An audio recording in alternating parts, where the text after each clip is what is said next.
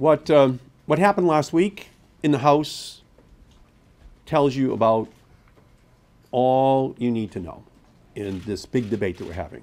Last week, the Republican-controlled House Appropriations Committee voted to cut the Amtrak budget by $250 million. Last week, the House Appropriations Committee voted to cut the Tiger grant program by 80%. And so this is a pretty clearly defined battle. We know from last week, but long before that, that Amtrak is playing a game of railway Russian roulette, where it has to decide where it's going to spend its limited money to install positive train control.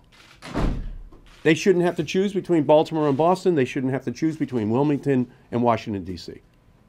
No choice should be required.